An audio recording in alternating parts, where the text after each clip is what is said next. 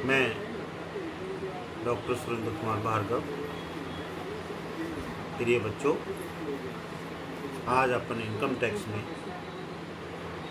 नया अध्याय निवास तिथि एवं कर भार शुरू करते हैं। इसमें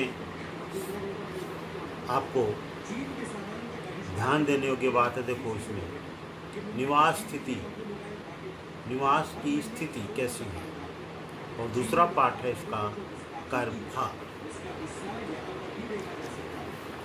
इसमें निवास की स्थिति के लिए आयकर अधिनियम की धारा 5, आयकर अधिनियम की धारा 5 के अनुसार करदाता की गत वर्ष की कुल आय का क्षेत्र गत वर्ष में उसके भारत में निवास की स्थिति पर निर्भर करता है।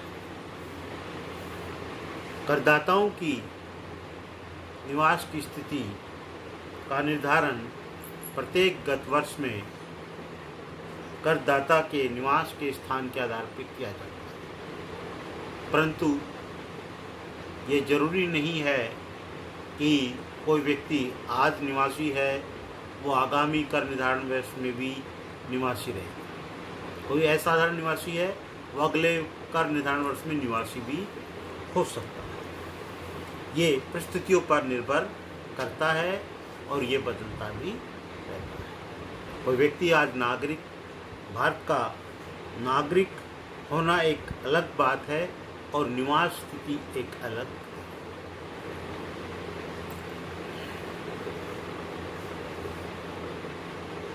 करदाताओं के दृष्टि से हम निवास स्थिति के आधार पर करदाताओं को व्यष्टि, हिंदू अविभाजित परिवार, फर्म, कंपनी में विभाजित कर सकते हैं।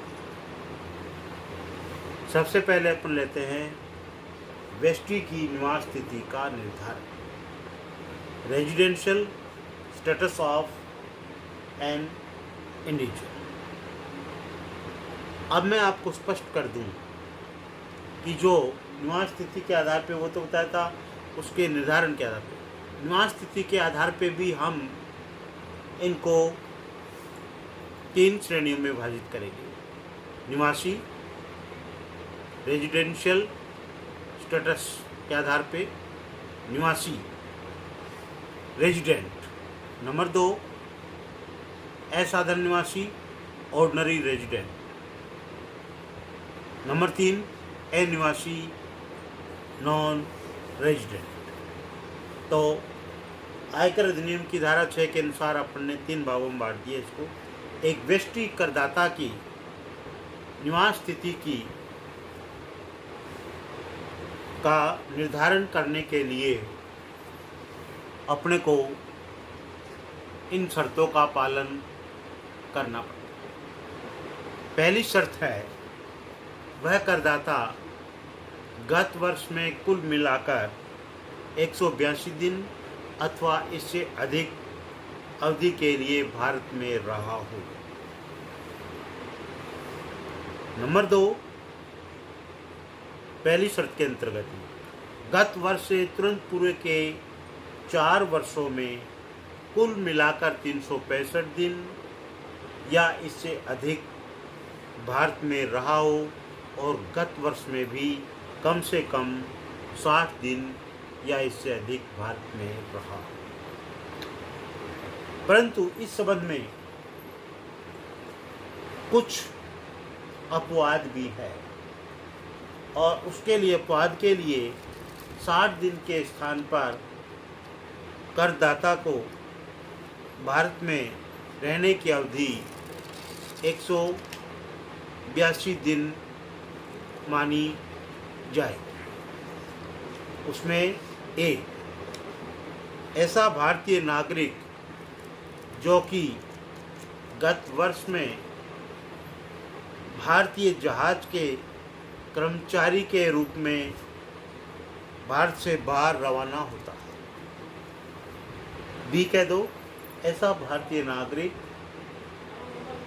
जो गत वर्ष में भारत के बाहर नौकरी करने हेतु भारत छोड़कर जाता है, अथवा सी भारतीय मूल का व्यक्ति या भारतीय नागरिक जो मूलतः भारत के बाहर रहता है तथा गत वर्ष में भारत में भ्रमण के लिए आता है, किंतु ऐसे व्यक्ति जो विदेश में अपनी नौकरी के त्यागपत्र देकर भारत लौट रहा है या लौट जाता है, उस पर यह अपवाद लागू नहीं होगा।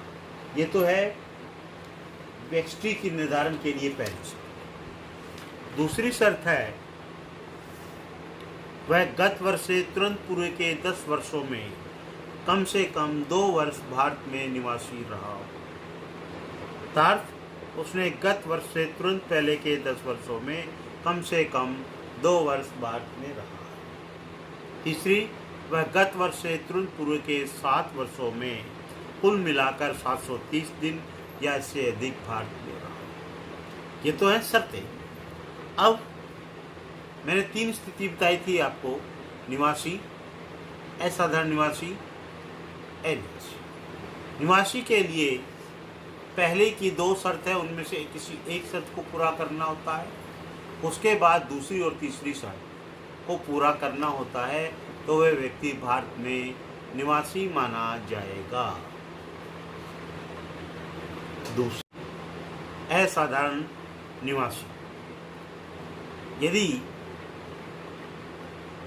व्यष्टि करदाता पहली शर्त की पूर्ति करता है परंतु दूसरी और तीसरी शर्त की पूर्ति नहीं करता है, तो वो भारत में असाधारण निवासी माना जाएगा। और तीसरी शर्त है, तीसरा है अनिवासी।